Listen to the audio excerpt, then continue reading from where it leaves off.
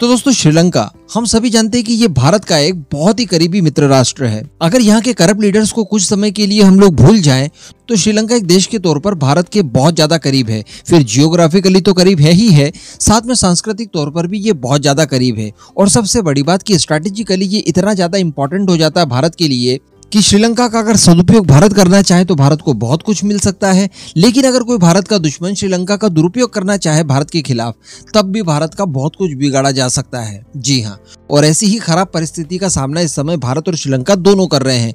गलती इसमें रही है श्रीलंका के अंदर मौजूद करप्ट लीडर्स की। इन्होंने चाइना के साथ बहुत ज्यादा नजदीकियां बढ़ाई और श्रीलंका के इन्हीं करप्ट लीडर्स के द्वारा बेतहाशा लोन लिया गया चाइना से, और वो लोन इतना ज्यादा लिया गया और इतनी खराब कंडीशंस के साथ लिया गया बिना किसी पारदर्शिता के कि अब कर्ज के बोझ तले श्रीलंका पूरी तरह से दब चुका है। यहाँ तक कि वो बैंक करप्ट भी हो चुका है।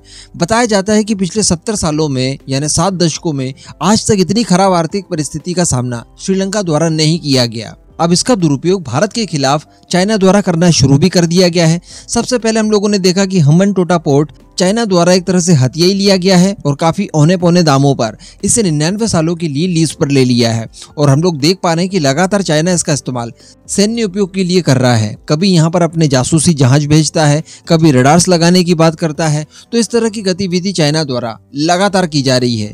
ये परिस्थिति भारत के लिए यकीनन काफी ज्यादा खराब हो सकती है। लेकिन दोस्तों यहाँ पर अच्छी बात निकल कर ये आई है कि भारत के जो अन्य देश हैं जो कि चाइना के भी खिलाफ हैं, वो अब भारत के साथ आ चुके हैं श्रीलंका को इस खराब परिस्थिति से उभारने के लिए। जिसमें सबसे पहले एग्जांपल के तौर पर हम लोग देखें तो अमेरिका का नाम आता है। पिछले दिनों मैंने आपको एक रिपोर्ट के आधार पर वीडियो बनाकर बताया था कि बहुत ही जल्द अमेरिका का एक सैन्य बेस श्रीलंका के अंदर स्थापित होगा। इसके लिए जो रिपोर्ट में आधार दिए गए थे वो ये थे कि कई सारे अमेरिकन ऑफिशियल भारत और श्रीलंका दोनों के अंदर विजिट लगातार करते जा रहे हैं। इस विजिट के बारे में ज्यादा बताया नहीं जा रहा है, लेकिन लगातार अमेरिका की जो प्रेजेंस है वो श्रीलंका के अंदर बढ़ती जा रही है और सहारा लिया जा रहा है भारत का, यानी सूत्रधार भारत है। इसके अतिरिक्त देखा गया कि श्रीलंका को IMF से बहुत ही कम प्रयासों के जरिए बेल आउट पैकेज भी दिलवा दिया गया। तो इसमें भी भारत अमेरिका की वही रणनीति थी कि श्रीलंका को शुरुआती तौर पर फायदे दिलवाए जाएं ताकि श्रीलंका इस बात के लिए तैयार हो जाए कि अमेरिका का एक सैन्य बेस श्रीलंका में स्थापित करवा दिया जाए। तो अगर अमेरिका की प्रेजेंस, अमेरिका का सैन्य बेस श्रीलंका के अंदर स्थापित हो जाएगा तो ये चाइना को काउंटर करने या फिर चाइना को खदेड़ने के लिए बहुत ज्यादा मददगार साबित होगा। लेकिन दोस्तों इससे भी अच्छी बात निकलकर ये सामने आ रही है कि अब फ्रांस और जापान ये भी श्रीलंका के मामले में भारत के साथ आ चुके हैं और इनकी तरफ से भी अब प्रयास किए जा रहे हैं चाइना को पूरी तरह से श्रीलंका के अंदर से खदेड़ने के लिए और चाइना द्वारा जो जाल बुना गया था श्रीलंका को फंसाने के लिए, इससे निजात दिलाने के लिए। दरअसल रिपोर्ट में बताया जा रहा है कि चीन के कर्ज के जाल में फंसे श्रीलंका को उभारने के लिए भारत, फ्रांस और जापान द्वारा पिछले सप्ताह एक स्कीम लॉन्च की गई, जिसके जरिए अब इन 3 देशों का दायित्व रहेगा कि ये किसी तरह से श्रीलंका को इस कर्ज के जाल से मुक्त करवाए। अब फ्रांस के वित्त विभाग के महानिदेशक इमैनुअल माउलिन के द्वारा एक बहुत ही कड़ा संदेश दिया गया है चाइना को, और उन्होंने चाइना का नाम लिए बिना ये कहा है कि जो भी श्रीलंका के लिए कर्जदाता देश हैं वो अपने लोन को लेकर ट्रांसपेरेंसी को मेंटेन करे। और सबसे बड़ी बात जो कही गई वो ये थी कि यहाँ पर लोन को रीस्ट्रक्चर किया जाए। अब लोन कैसे रीस्ट्रक्चर किया जाता है इसे सरल भाषा में आप समझ लीजिए। मान लीजिए किसी ने बैंक से लोन लिया है जिसकी EMI 10,000 रुपए पर मंथ आती है। अब सडनली लोन लेने वाले की आय जो है वो कम हो गई और जो उसकी टोटल सोर्स ऑफ इनकम है वो इतनी नहीं है कि वो हर महीने 10,000 का EMI भर पाए।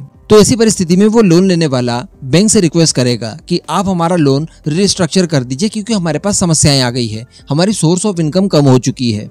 तो बैंक के सामने जब वो लीगल रीजन रखेगा तो बैंक इस लोन को रिस्ट्रक्चर कर देगी, जिसके तहत कुछ समय के लिए उसे मोहलत दी जाएगी। मान लीजिए 6 महीने तक कह दिया कि आपकी अगर EMI 10,000 रुपए है तो आप इसे 5,000, 3,000 या 2,000 के रेट में भरिए।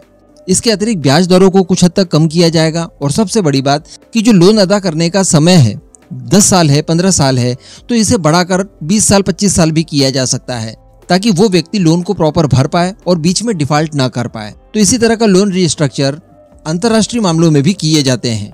तो इसी के लिए फ्रांस की तरफ से चाइना को संदेश दिया गया है। अब अगर बात आ जाए भारत की, तो भारत तो हर लेवल पर मदद कर रहा है। भारत की तरफ से बहुत ज्यादा मदद की गई है, यहाँ तक कि हम लोगों ने चाइना द्वारा दिए गए कर्जों को भी सरपास कर दिया है। इसके अतिरिक्त भारत की वित्त मंत्री निर्मला सीतारमण जी की तरफ से भी लोन को रिस्ट्रक्चर करने की बात कही गई है। और इन्हीं सब चीजों को लेकर जापान के वित्त मंत्री द्वारा भी कहा गया है कि श्रीलंका को दिए गए लोन को लेकर जितने भी लोनदाता देश हैं वो सारे के सारे रिस्ट्रक्चर करने के लिए तैयार हों, जिसके लिए वो फ्रांस और कुछ एशियाई देशों के संपर्क में लगातार हैं। इसके अतिरिक्त जापान के वित्त मंत्री द्वारा ये भी कहा गया है कि श्रीलंका के आर्थिक संकट को लेकर फ्रांस और कई सारे एशियाई देशों के साथ मिलकर हम लोग बातचीत करेंगे, और इसमें चीन के लिए स्पेशल संदेश दिया गया है कि चाइना भी इस बातचीत में शामिल हो। तो अब खैर देखने वाली बात रहेगी कि इन 3 देशों के प्रयासों से किस तरह से श्रीलंका को चाइना के चंगुल से बचाया जाता है। बाकी जो प्रयास शुरू किया गया है ये यकीनन काफी ज्यादा सराहनीय होगा।